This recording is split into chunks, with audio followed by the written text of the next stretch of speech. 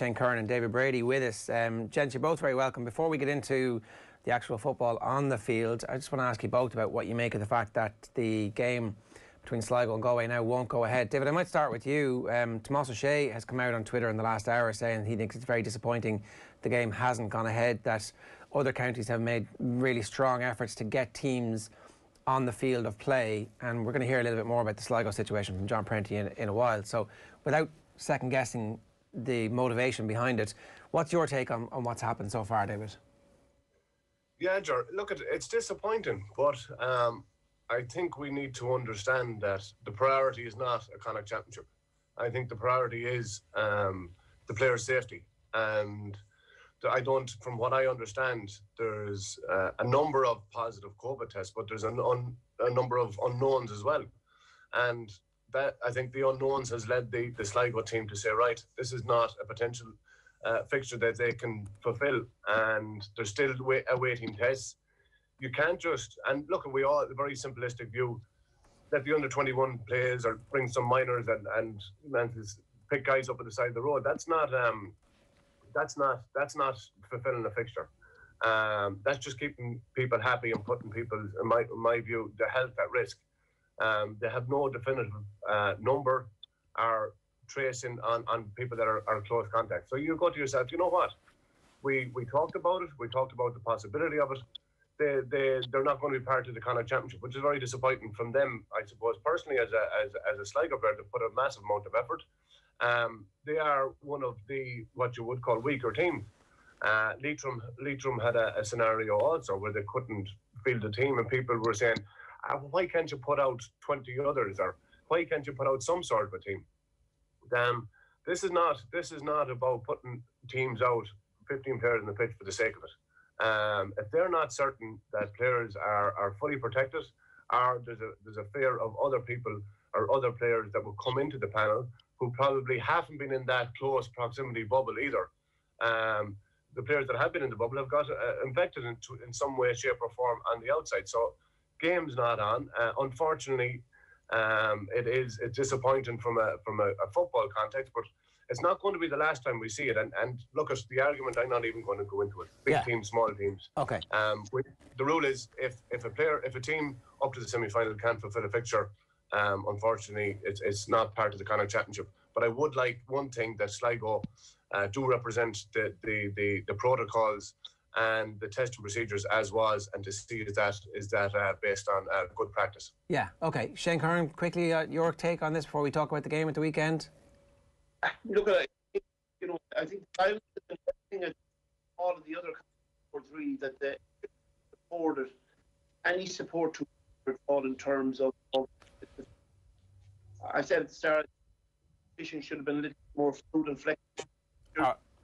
We're just having a little bit of trouble with your line there, Shane, so we might come back to you in just a second. We'll try and re-establish contact so we can hear a little bit more clearly. Obviously, Shane had his own situation with regards to the county final of the club team in Offaly that he was looking after, and he didn't attend because of concerns. So we're really interested to hear what he has to say about that. What about the actual game that's happening this weekend then, DB? There's a lot of unknowns, I would say, about where everybody is in terms of how close to championship pitch they're going to be. But Mayo have had an opportunity to put a team out, play another game, and then play a championship match. And for me, that gives them just a slight advantage heading into this game against Roscommon, which is actually on a knife edge, I think. Ger, there's one certainty, and the one certainty is on the Roscommon side. Very, very consistent performances. Not alone, look at your 7 months without competitive football. But if you look at their victory over Armagh, and you look at then away victory over Cavan, these are teams that the likes of Cavan have beaten Mayo in the National League not too long ago. There's one thing about Roscommon, they've been very, very, very consistent with a spine of players that have showed consistent performances, and the likes of Enda Smith and Donny Smith and the Murtaghs and the Cahill Craigs. These guys, for me, have the potential to beat Mayo, not the potential to cause an upset. Yes, Mayo had, again, a roller coaster start to the league, unbelievable win by 15 points against Galway. Showed a lot of enthusiasm, freshness, appetite, and the integration of the young and old. But it didn't prove that against Tyrone. And last Sunday, yes, to have a championship, James Horan offered the opportunity to give 5 depth. And again, we're going to see what team goes out in the field. But it's about blending the old with the new, because if you look at the old Mayo, you haven't got are in any way, shape or form. Now, some of it is towards injury, but not a lot of it. There's no Keith Higgins, no Colin Boyle, no Seamie O'Shea, no Tom Parsons. Kevin McLaughlin, who was the best club player by a country mile during the Mayo Championship, started centre-back, which was thrown into the deep end. I thought, if that's where you're going to play him, you have to give him some integration. I know he played twice in the county championship at centre-back, but that was as an attacking centre-back. So look, it's a lot of new players coming in. I love the new players coming in, like Oisin Munnan. He is pound for pound going to be part of the Mayo squad for the next 10 years. You have Tommy Conroy, who is electric. That's the only way you can define him, as electric. But again, the focus from Roscommon is their centre diamond is going to put a lot of pressure on Mayo and not allow what Galway did, and allow nice, fluid, interactive ball being delivered into the full forward. Tyrone stopped that outside from the half-back midfield, and I think Roscommon are going to do it as well. And the consistency from Roscommon, handed down from Kevin McStay to Cunningham, for me, that team has progressed. And yeah, TV's gone now too. People say it's easy to get a team back up into Division 2. Let me tell you, it hadn't been easy for teams in the past. It won't be easy for Mayo next year, but Roscommon have done that. What's the rivalry like between these counties, and how has it developed?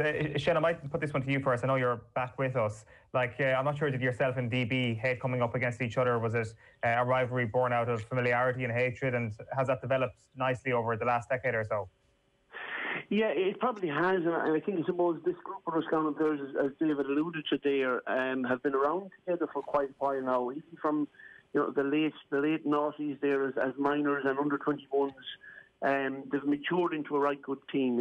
If you had take the Murtas, and in particular, some of the other players that have really done really well over the last number of years. They've been together, the two Smiths and these lads, and they've developed a kind of way of playing that is suited to the modern game, really. I suppose with Kevin, they probably played a more open, a more fluid, a more expansive game, but now under Cunningham, they're playing a different game altogether, which is based on a far more solid defensive element to how they actually play. And they've found that consistency of performance by being, I suppose, playing against and competing against the better teams in Division 1, okay. It's been a kind of a yo-yo type of thing in terms of the leagues. They've been up and down, but at least they're consistently playing against the best teams in the country and learning and developing their game. And they're finding an odd gem as well. Keane McKeown has come in this year and done very well. Colin Lavin has been going off the last couple of years and maturing into that position. Notwithstanding, there are a couple of positions that possibly we're short in, but we make it up by really working hard throughout the team. And I think over the last 4 or 5 years in particular, there's no fear about meeting Galway or Mayo now in the Connacht Championship. They've built up that confidence. They know now they can compete against them in this championship. Maybe not so much when you go into the All-Ireland series, and that's the next, I suppose, phase in this team's development, if they can actually go and break through that class ceiling and become more competitive. I don't know about the hatred element. David and myself got on really well on the pitch, I think. And generally off it as well. So look, I think the lads nowadays, they're different. They're all in college together. They're meeting each other in multiple different social settings, and I think the pitch is just an extension of that. But there certainly is a very strong rivalry, and notwithstanding the fact that we won't have any supporters there on Sunday, the rivalry between the players will be very strong, and I'm sure the management as well. I can't imagine you had a rivalry or a hatred with too many people, Shane, being in goals. Yeah, unfortunately, I used to get into that out of service, all right. But you look at that was part and parcel of it, and I think it's still part and parcel of the game. I think if you take away that out of it, we won't have anything at all. It's all part. And once it's over, you walk away and you enjoy it, and then you have the crack, and that's what it's all about. But look, there is a rivalry, and that's it. I suppose it comes. So back in my day, Mayo would have been the stronger rivals because the border beside my own hometown of Castlereagh, the Galway border was there as well. But we never kind of really, I suppose, because of the hospital and the Gardaí in Castlereagh, there was a lot of them from Mayo. We generally ignited the switch with them a lot quicker than we did with the Galway lads. That lack of fear, David, that he talks about that Roscommon now have towards Mayo, is there a little bit of fear that creeps into Mayo after recent seasons, not least last year? Not least last year, not least 25th of May, when Roscommon didn't surprise. You know, they were consistent as well in their performances. You're coming off the back of National League champions. People are talking about X, Y, and Z about Mayo, and all of a sudden you're handed your tail into your pocket with a defeat at home to Roscommon. It's nearly, for me, I'm look at 2018, 2020. Mayo lost all their home games. Their last championship game against Roscommon and Castlebar, I think, is nearly better from a Mayo perspective that it's in the height because it's their home performances haven't been good. But this is by no means what you think.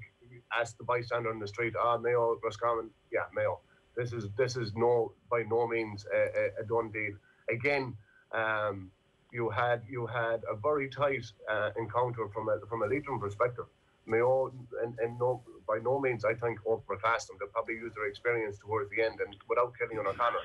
And again, that's the key fulcrum. Killian O'Connor. We've seen in the previous game against Tyrone. From a leadership point of view, from a free-taking point of view, that's the reality of it. We had 3 or 4 different free-takers. Some games last year when Killian wasn't, we had 5 free-takers. We haven't unearthed a left-footed free-taker to a degree in the Mayo team. I think that's a failure. I don't think the centre-forward line has performed in any way, shape or form. That's not been on an individual basis, but a collective basis. We had a lot of new faces in there last weekend. Again, Jordan Flynn was given his first appearance. I think that's going to be key from a Mayo perspective, how their half-forward line performed and the quality in delivering a ball into the likes of Aidan O'Shea from out in midfield, Conor Loftus, Matt Ruin, who is a constant performer. It's going to be, there's a lot of unknowns with Mayo, but I think there's consistency with Roscommon. Yeah, that Killian O'Connor question is a very interesting one because it did seem to me, David, that he was at times operating a bit in a far more deeper position than you might often see him in a big game, that his tackling was really good and that he's set to have a very, very good season if they get out of Connacht. Why is he doing that, Owen? So the reason why he's doing that is, and I think, look at God knows if it's going to change, it might, but you have Aidan O'Shea in there. So you want Killian to come with more depth. He's getting on a lot more ball away from goal, and I think that kind of a playmaker role suits Killian. It can be very well defended if you're a corner forward or you're in the full forward line and you can have a double team or you can have a sweeper in front or you can have one behind. For Killian, it gives him a little bit more latitude. You have the yin and the yang inside. You've got Aidan that is 6'4" and you've got Tommy Conroy who's electric. So you go, right, what way do we play it? Do we play it? We keep Roscommon on their toes. They have to defend. They have struggled with Aidan from a full forward perspective in previous years, not this current team necessarily, but it gives Mayo a different outlet. But that outlet is only given if you're allowed to give nice, clean ball from the outside in, and that's what Tyrone didn't allow it. Leitrim tried to cut it out well, but from Aidan scoring 2 points the last day, allowing Killian come out, you have a great kind of a combination, a recipe there for a platform to lift off. But again, you have Conor Loftus playing midfield for the first time inter-county wise in his career. Again, James is looking for a more athletic, kind of a industrious midfield partner to Matthew Rowan, who is again consistent. But you have, for me, you have again the likes of Oisin Mullen.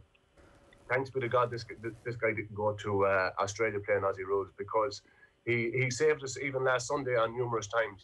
When you have Stephen Cohen in a full back again, so he's not a constant full back, but that seems what it's going to be for the year. But he was like a mature player for his years, and for me, he's very, very exciting. Shane, what do you think is going to happen? Will you call it for us? I think, there's a lot of imponderables, as David has said there about Mayo.